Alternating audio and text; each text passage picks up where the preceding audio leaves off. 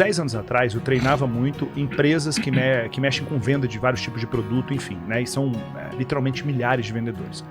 E aí me chamaram falando o seguinte: Wendel, um dos nossos líderes que teve uma ascensão mais meteórica aqui, a gente está muito preocupado com ele porque tem 3 meses que ele não sai de casa. A esposa dele está preocupada, ele não toma banho mais, ele está depressivo, a gente não sabe o que está acontecendo, ele não quer buscar ajuda de ninguém, ele confia muito em você. Aí eu fui lá conversar com ele e aí descobri o seguinte: ele tinha definido, ele chegou no faturamento de 100 mil por mês recorrente, fixo, pouco depois ali dos seus 20 anos, 20, 21 anos de idade. Então ele tinha definido o objetivo da vida dele, era fazer 100 mil reais por mês. Era isso. Meu pai nunca teve dinheiro, então esse era o objetivo da vida dele. Ele personificou tudo que o motivo da minha existência chegar a 100 mil reais por mês. E ele conseguiu. E ele conseguiu isso com 21 anos de idade, 20 anos de idade. E a partir daquele momento a vida dele fica sem um propósito, não serve pra mais nada. E mesmo com 100 mil reais batendo na conta, esse menino tava numa profunda, esse homem, né, agora, tava numa profunda depressão. Eu precisei ir lá com ele reconfigurar qual era o principal objetivo da vida dele. E depois de horas de conversa, entendendo a dor dele, entendendo o vazio que existia dentro dele, que não ia ser preenchido com dinheiro, só ia ser preenchido com serviço, ele definiu que o propósito da vida dele agora era enriquecer o maior número de famílias possível. Aí a gente pensa no seguinte: o propósito não é 100 mil, que é um propósito atingível, é um marco, você chega lá e põe uma bandeira. Ele definiu que o propósito da vida dele agora é um propósito que ele é infinito. Quando é que ele vai chegar em enriquecer a maior quantidade de famílias possível? Quando que ele vai chegar nisso? Nunca, porque não dá nem pra medir esse troço. Então é como se fosse o seguinte: ele vai subir uma montanha pro resto da vida, que essa montanha não tem um cume, essa montanha não tem um pico. Aí talvez a pessoa pergunte: mas não faz o menor sentido, por que eu vou subir uma montanha a vida inteira se essa montanha não tem um pico? Porque o objetivo final é desenvolver virtudes. O objetivo final é servir. As pessoas acham que o objetivo final da vida é ter prazer. Por isso que a sociedade está completamente fodida como está, porque é uma sociedade hedonista, uma sociedade que vive baseada em prazer. Eu preciso ter prazer agora. Eu não estou feliz, eu quero transar com alguém. Eu não estou feliz, eu quero comer alguma coisa no iFood. Eu não estou feliz, eu vou ver uma pornografia. Eu não estou feliz, eu preciso ver uma série nova para poder desaluviar minha cabeça, porque eu não estou feliz. E busca felicidade nesses elementos. Quando o processo precisa ser: eu preciso buscar intencionalmente aquilo que é difícil, eu preciso buscar intencionalmente aquilo que vai gerar algum nível de dor na minha vida, para que lá eu desenvolva as virtudes que me faltam. Por que a coisa é dolorosa para a pessoa? Porque ela é pequena e fraca. Por exemplo, tem coisas que aconteceram 10, 15 anos atrás na sua vida que te deixaram desestruturado.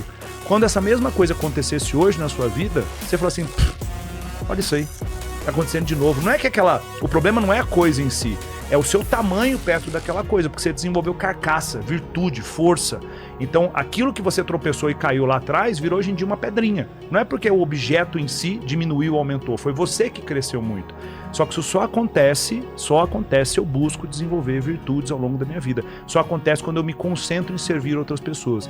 Isso é chave de riqueza, isso é chave de prosperidade. A maior parte das pessoas não querem passar por um sofrimento, a maior parte das pessoas querem um dinheiro fácil, a maior parte das pessoas, quando começa a ter algum nível de dificuldade, que é aquele momento onde o joio começa a ser separado do trigo, deixa eu ver se esse cara quer mesmo.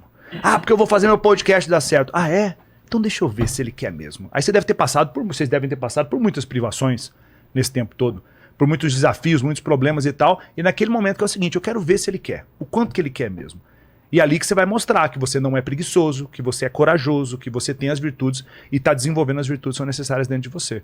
Então, esse menino saiu daquela situação, se tornou um grande líder da empresa, produz muito, porque o foco dele deixou de ser simplesmente fazer 100 mil, e sim ajudar a maior quantidade de pessoas possível. Né? Você vê qual é a chave que o Wendel está ensinando aqui, que é crucial, principalmente para o processo depressivo, existencial, é tirando o foco da pessoa do curto prazo, porque ele alcançou o objetivo e aí ele olhou para o abismo. Ele fala: e agora? Eu bati minha meta, o que eu vou fazer? Se você falar assim: quando eu chegar em 5 milhões de inscritos, eu vou estar no paraíso. Na hora que você bater 5 milhões, você vai ter que lidar com um abismo existencial de propósito, de significado.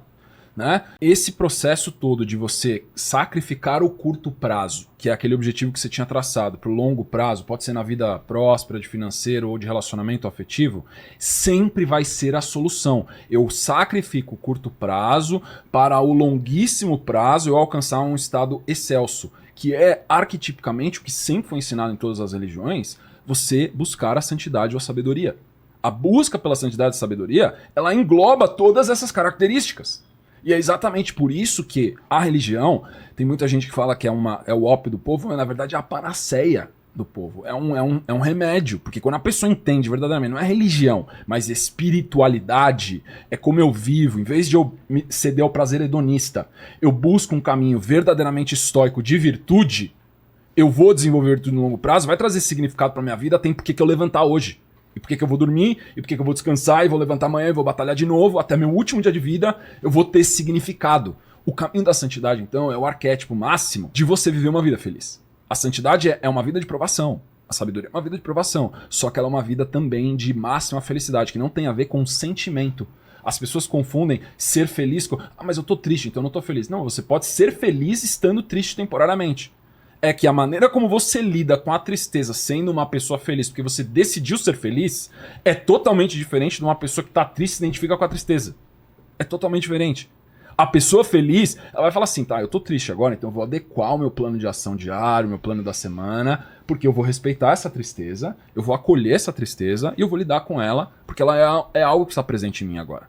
E eu sei que no momento que eu conseguir neutralizar essa tristeza com excelência, ela vai embora e vai ficar o que eu sou, que é felicidade, porque foi o que eu decidi fazer. Eu vivi em propósito, que tem totalmente a ver com o que o Endo tá falando. Quando você faz isso, você resolve 99% dos seus problemas.